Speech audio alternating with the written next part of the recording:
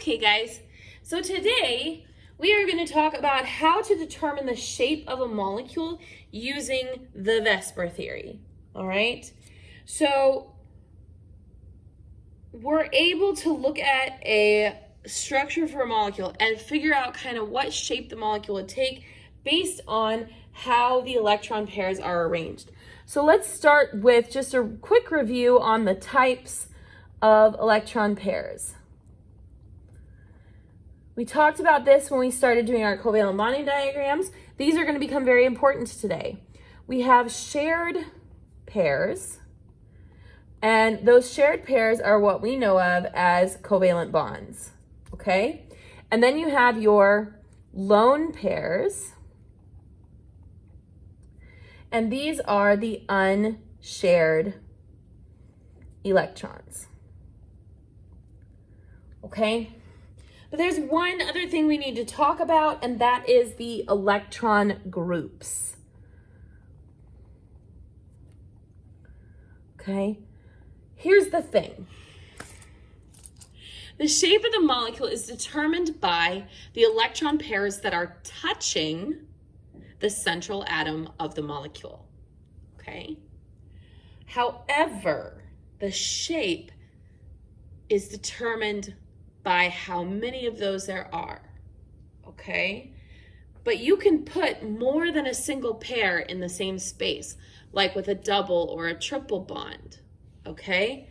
And so an electron group, when we talk about an electron group, what we mean is an area around the central atom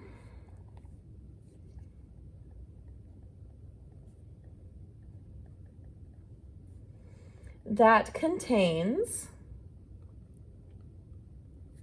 either a lone pair or shared pairs. And that can be single, double, or triple bonds. Okay, let me show you what I mean by this. Okay, so it's kind of confusing. So let me show you, I'm going to use the example of the molecule SO3. And I'm going to go ahead and just draw the correct structure for SO3.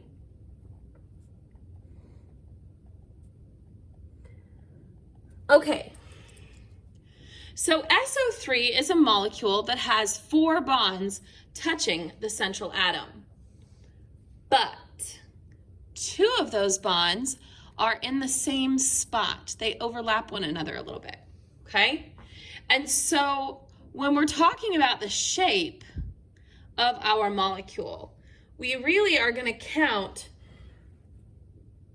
this double bond as one electron group, because even though it's 2 bonds, those 2 bonds are in the same spot. So in terms of space that they're taking up around the central atom, they are occupying the same space. So that would be one electron group. This single bond over here would be another electron group, okay? And then this single bond over here would be a third electron group. There are no lone pairs on this, so this molecule, SO3, would have 3 electron groups. Okay, 3 electron groups. Even though there are 4 bonds, because these 2 bonds are in the same place, we only count it once. All right? So, how do we figure out what shape they're going to take just by looking at this? Well, there is a theory called the VSEPR theory. I commonly call it the Vesper theory, even though that's not really the order in which the letters are. Okay, so the Vesper theory stands for valence shell, electron pair, repulsion. Okay, and I kind of separated those words from each other a little bit on purpose so we could sort of break down what this means. So remember, the valence shell are specifically the electrons involved in bonding. Okay? We know the atoms have lots of electrons, but really we're specifically looking at just the ones that are involved in bonding. Electron pairs, remember we have two types of electron pairs. This is our shared pairs and our lone pairs in their little electron groups, okay? And then repulsion, if you recall, means to push away or separate, okay? So really, this is a very straightforward idea. These electron groups touching the central atom, because they are negative electrons. Remember, all electrons are negative. This is a whole bunch of negative stuff going on here, okay? These three electron groups are going to push away from each other. And what the Vesper theory tells us is that the shape of the molecule is going to be when these electron groups are positioned as far away from each other as possible. Okay? So the Vesper theory tells us that the shape of the molecule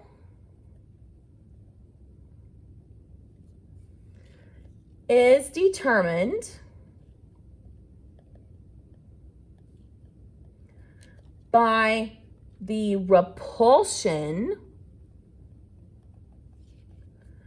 of the electron groups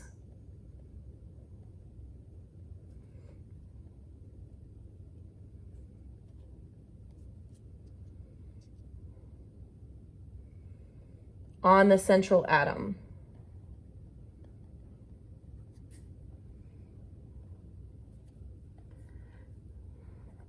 They are going to be as far apart as possible. Now, this is tricky because we draw Lewis dot structures two-dimensionally flat on paper. Molecules are not two-dimensional flat on paper. They are three-dimensional objects. And so even though this looks like a pretty nice, perfect little triangle, it may not be, depending on what the greatest distance between those electron groups is when we put it three-dimensionally. Okay? So let's go ahead and highlight some of the super important vocabulary here. The shape of our molecule is determined by the repulsion, very important word, of the electron groups on the central atom. Okay? We're looking at the central atom because it's the one in the middle, okay? Middle. Everything else is going to come off of it, and so that's going to determine the shape. So, what I'm going to do is I'm going to show you the Vesper chart. Now, don't be scared. This looks really overwhelming, but I'm going to break it down for you. First of all, we can get rid of some rows. We're going to get rid of the bonding group row. You don't need to worry about that one. And we can get rid of the bond angles row because we don't need that one. On level, you can get rid of electron geometry. Pre-AP, you will need that one. Okay? So really, we are looking at electron groups, which remember are these groups that are touching the central atom, and then lone pairs on the central atom. So this one doesn't have any lone pairs on the central atom. Okay? And the molecular geometry is going to tell us what shape it is. And then I'm going to build for you guys some molecules so you can actually see what these shapes look like. So let's start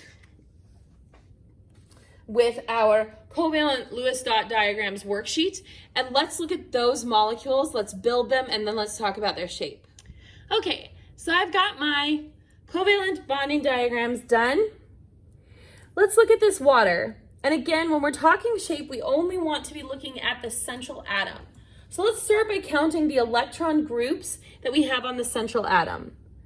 Touching the oxygen, I have one shared pair of electrons, one lone pair of electrons, one shared pair of electrons, one lone pair of electrons. So that's 4 total electron groups.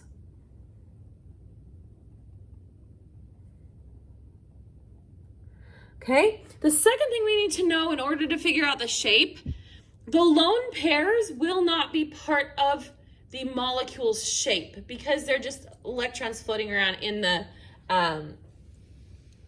orbitals. But they do, because they are an electron group, they are part of the repulsion. So even though they aren't going to be a part of the shape, they are going to affect the shape because they are going to repel the bonds away from themselves. So it's very important that we count our lone pairs. We have 2 lone pairs on our central atom. So this is what I call a 4-2. 4 electron groups, 2 lone pairs. I'm going to grab my Vesper chart and I'm going to find a 4 electron group, 2 lone pairs. So coming down here, that's a 4-0, that's a 4-1, there's the 4-2. If I go over here to my molecular geometry, the 4-2, the shape of it is called bent. Another word for this is V-shaped or angular. So my molecular geometry for this, the shape,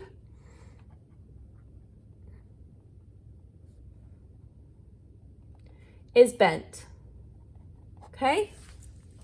And let me show you why. Let me show you the actual model of the molecule. Let's see, where'd you go? Okay, so here's a water molecule built using a modeling kit. You'll notice that oxygen has 4 electron groups. These 2 open holes here are the lone pairs, and because they are here, they push those bonds away from them. And so it creates this shape that is V-shaped or angular or bent, is what we call this. So this is what a bent or angular molecule would look like. All right, now this one here has 1, 2, 3 electron groups.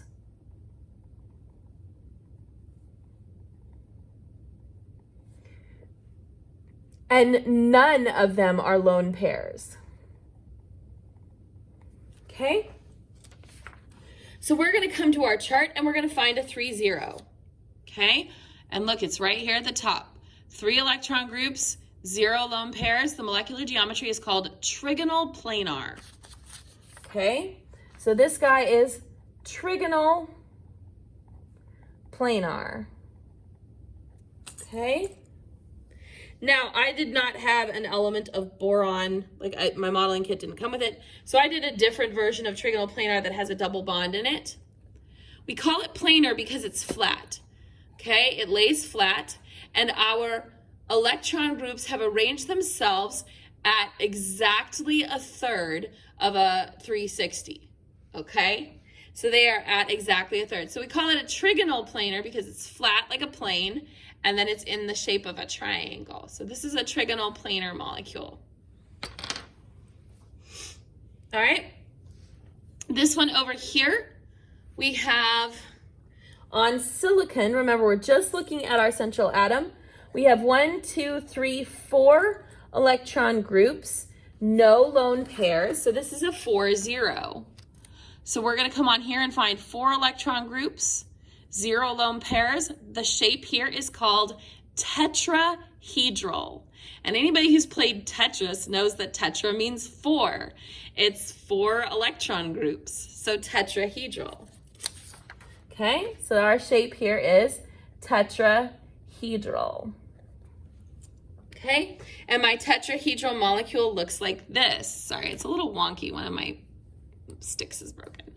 Okay, now remember, this is a molecule in 3 dimensions. So when you look at this, it looks like the angle would be 90 degrees. It's not. It's more than 90 degrees because we're able to have one that's going kind of away from you and then one that's kind of going towards you.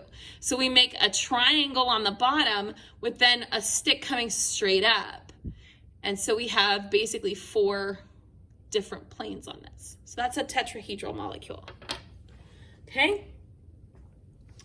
Let's look at this guy over here. There's no central atom on this one. But the shape of this should be very obvious to you. What shape is that? It's a straight line. This is linear. So anytime you have just 2 atoms bonded to each other like this one, you're going to have a linear molecule because there's nothing else on it. It's just a nice straight line between the two. All right, let's look at this one. We have 1 phosphorus and 3 hydrogen. We have a lone pair on the top and then 3 shared pairs. So we have 4 total electron groups. One of them is a lone pair. So we're going to go here and find a 4-1, 4 electron groups, 1 lone pair. This is called Trigonal Pyramidal.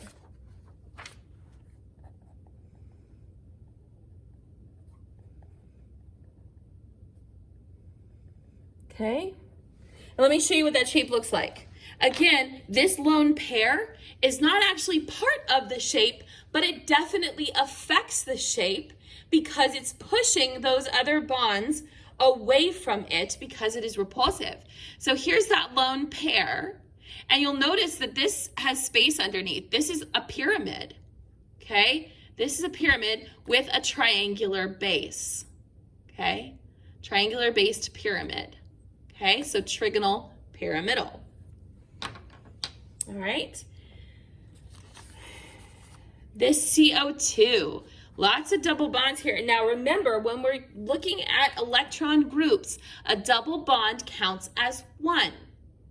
Okay, because they're in the same spot. So this double bond is 1 electron group. This double bond is a 2nd electron group.